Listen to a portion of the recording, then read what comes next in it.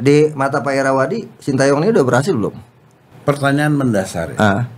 Dia udah pernah ngasih juara apa sama kita? Sekarang Bapak aku tanya balik, Bapak udah pernah ngasih juara apa sama Indonesia? Saya dulu 2 kali masuk final. Iya. Saya zaman 2000 sama 2002. Iya. Yang di Thailand kalah, terus di Indonesia juga. Iya. Yang 2002 aja 2000.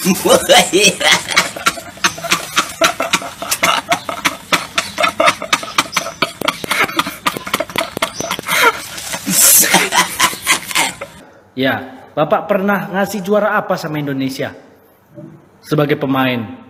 Terus 2000-an Bapak pernah jadi manajer timnas kan? Emang ngasih juara apa sama Indonesia sebagai manajer? Apa?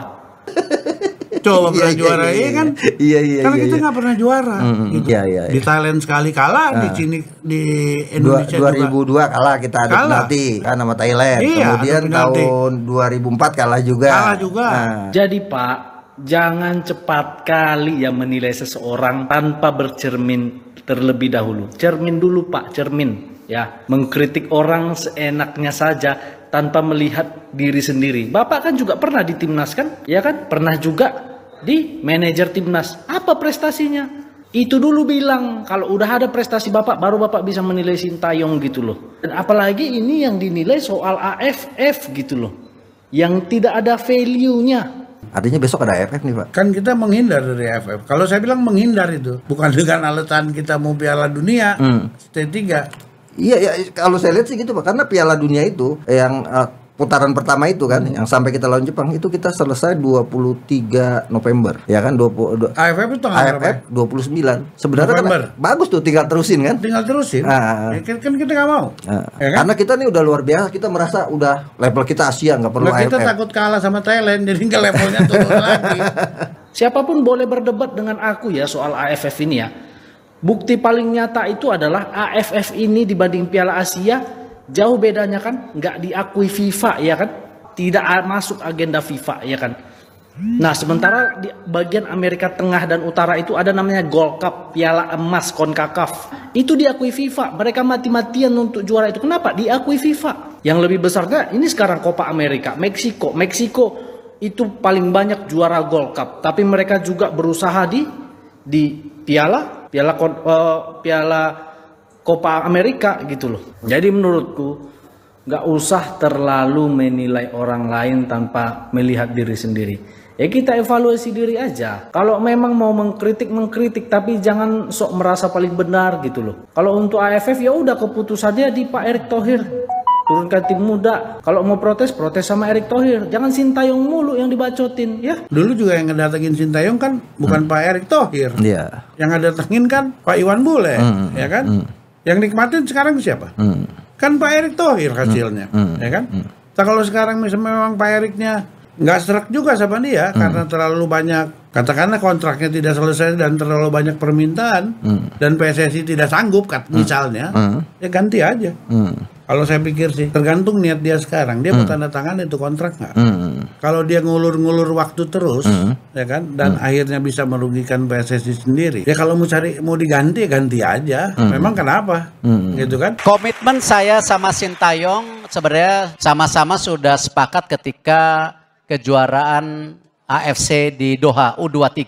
Cuman tentu proses daripada negosiasi kontrak saya rasa sesuatu yang lumrah. Betul, Pak. Untuk berjalan, dan alhamdulillah kemarin dengan kesepakatan, target, komitmen dan detailnya banyak, akhirnya kita bisa tanda tangan untuk sampai 2027. Sekarang kita bikin kalender sampai 2027 supaya kita bisa metain total. Jangan sampai nanti kita sebagai stakeholder sepak bola ribut di kandang sendiri. Padahal cita-citanya tim nasionalnya pengen bagus, liganya pengen bagus. Baru bicara begitu malamnya ada announcement AFF ya, menggulir kejuaraan Asia Tenggara klub yang dimulai tanggal 17 Juli sampai 31 Mei tahun depan. Nih kalender mana lagi? Terus ada lagi, gimana Pak Piala Presiden? Gimana Pak Piala Indonesia?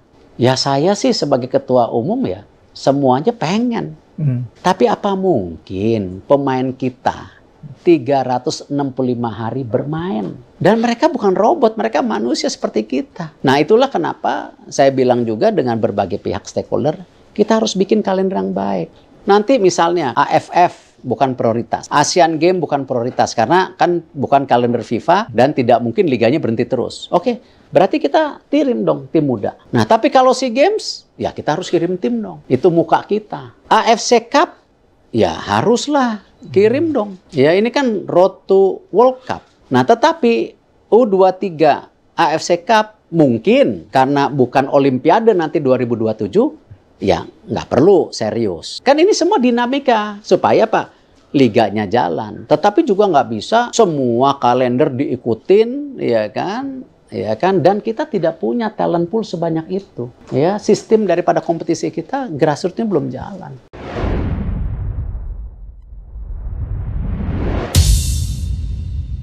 Salam olahraga. Jumpa lagi dengan saya di Mas TV Channel. Barusan kita saksikan ya sebuah video podcast, entah podcastnya di mana itu, dan saya jadi mau ketawa sendiri dan baru melihat nih orang ini yang kayaknya sok tahu tentang timnas dan seolah-olah ngerti betul cara membangun sepak bola. Yang katanya mantan manajer timnas tahun 2000 hingga tahun 2002 dan pernah menjadi bendahara PSSI, yang katanya namanya Irwadi Hanafi, yang seolah-olah tahu banget nih soal cara membangun sepak bola dan tentang naturalisasi, tentang memilih pemain, memilih pelatih. Dan yang saya heran lagi mengkritik Sintayong dengan mengatakan apa prestasi Sintayong. Dan di sini langsung dibantah oleh para netizen Indonesia tentunya ya, yang tahu betul prestasi Indonesia sekarang ini dan kemajuan sepak bola Indonesia saat ini yang kemajuannya begitu pesat.